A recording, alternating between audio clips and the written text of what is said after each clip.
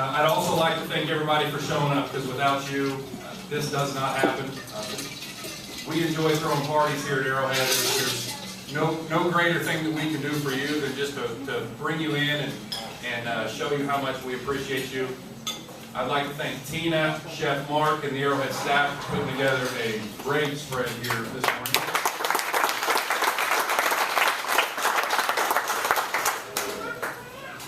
And there's another celebration today, 45 years of Joe Harwood as the owner of Arrowhead Yacht. We'll see how it goes. Joe Harwood, everyone.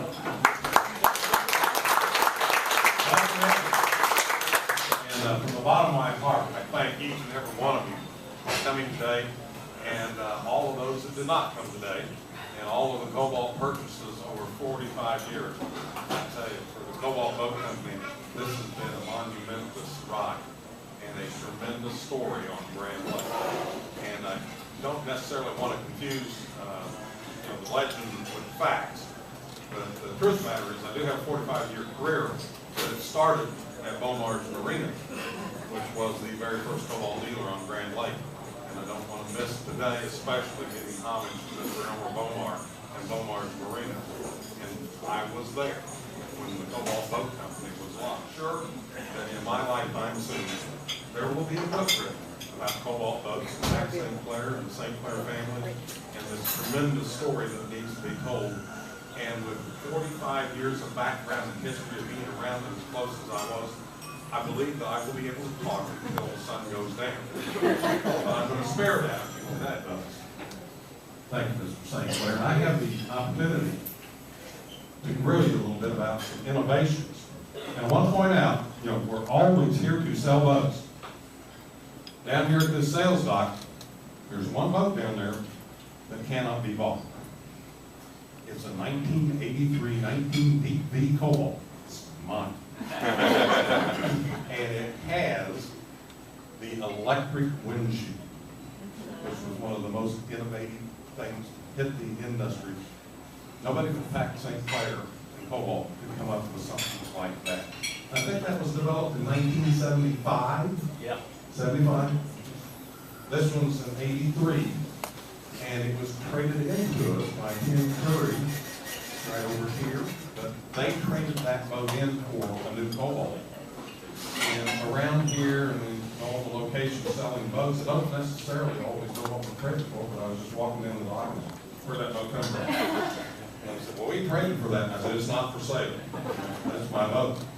So we'll be using that today in the rack dock. My wife, Jill, been my partner for 52 years.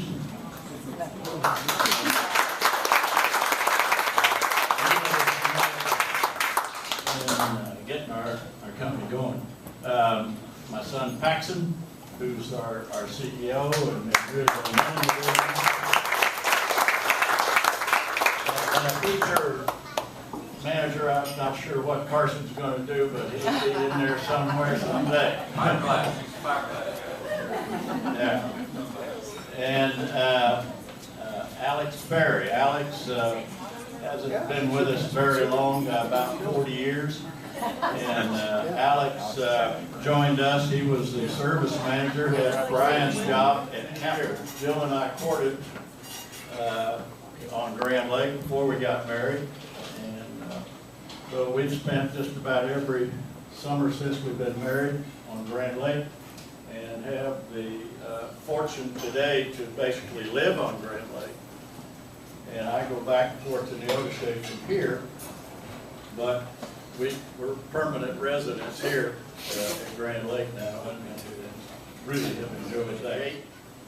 I got into the fiberglass business, building giant slides. And I'd been out of college a few years, and a next door neighbor and I decided to build these big slides where the kids would sit on a burlap bag. Well, why not build boats? Been down here, thought I knew a little bit about boating, and grown up on Grand Lake. So we bought some old tooling. Bought a little outboard tooling from a company, a defunct company in Dallas, Texas, and built a few outboards. We copied some Donzies. We copied a few other boats. A race boat. We had a flat bottom race boat. We had a real conglomeration of boats. We had designed our own two boats, a 16 and an 18-foot tri-hull. And we took our first conglomeration of boats to the National Trade Show in Chicago. And this was 1969. And we had a few boats inside the hall, and we had a few boats outside. And this one particular boat that we had was a 23-foot cuddy cabin. And this first boat show we went to, the very first thing that happened is we were cleaning up this 23-foot cuddy cabin. We had a shag carpet headliner in the cuddy cabin. And as we went to clean it up, we opened the doors up. The shag carpet had all fallen off. It was laying on the beaver. And we discovered that we could push it back into place, and it would stay for a little while, and then it would fall off. So this was Jill and my first trip to Chicago. Neither of us had ever been to Chicago. And she had great plans of going to the Minerva Mile or the Michigan Avenue. And unfortunately, she did not make it because we figured out the show was starting the next day, and if she sat inside the boat, and I stood outside the boat, and I could kind of watch, if anybody was interested, I would tap the side of the boat, and Jill would put the headliner back in place, and it would stay for a little while. They couldn't stay long. And that's a true story. She did that for 4 days. But anyhow, that first show kind of went downhill from there. We did not sell a single boat. We had high hopes of setting up some dealers. We didn't set up one dealer. And so, from many respects, it was a disaster.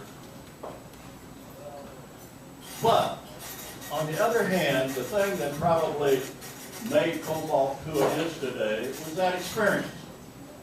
It was our first time to see the entire industry. We were there as a newcomer. Nobody had heard of us. It was early days of fiberglass. Sea Ray was just really getting traction and starting to grow. Connie Ray was still really involved in running the company at that time. OMC made fiberglass boats. They were in the boat business, and there were some other big companies. Glastron was the biggest, building 100 boats a day. So as I walked around and I said, how am I going to be able to compete with all of these established big companies? And the thing that dawned on me was that I needed to go someplace where they were not. And we elected to come back to Kansas, scrap a lot of the stuff that we had, and focus on building the very best boat that we could possibly build, regardless of price. And we had two boats that we had designed, an 18 tri-hull and a 16 tri-hull. So by this time, it's early 1970. And the first new Cobalt that came off the line of our new concept, the high-end, more expensive boat, I had always heard the best boat show and selling boat show in the country was the San Francisco Boat Show at the Cow Palace in San Francisco. So I hooked up a couple of weeks before that show opened, towed that boat to San Francisco, and started calling on dealers because I wanted to sell a boat to a dealer, let him put it in the show, and then I was going to work the show and hopefully sell some boats. And so I called on every dealer in San Francisco and got kind of the same story. Son, I like your boat, but you're too expensive. So I started reaching out into Sacramento, and I mean, I was really trying to find a dealer that could show the boat. I never did get a dealer, so I made a deal with the guy that owned the mobile gas station across the street from the Cow Palace. And it happened to be just between the parking lot to the Cow Palace and the Cow Palace, so I got to talk to a lot of people. I made a deal, parked my boat in the gas station, and I worked a 10-day show from the parking lot at the gas station. And I handed out my brochure and told them that, now you tell those dealers in there, there's a great boat out here in mobile parking. I'm sure that made a big impression on them. Anyhow, didn't get much action, and the last day of the show, a guy came walking out, and I knew who he was. He didn't know who I was, because I'd already called on him, but I could not get past the sales manager to get to the guy that owned the place. But anyhow, he said, bring your boat by and let me look at it on Tuesday. I'm moving out on Sunday and give me Monday by myself, and come see me Tuesday. I went and saw him, and he bought the boat and has been a dealer ever since. And has been a great dealer on Lake Tahoe and Sacramento, and for a lot of years was our world's largest Cobalt dealer, until Joe took that distinction away from him there and brought it to Grand Lake.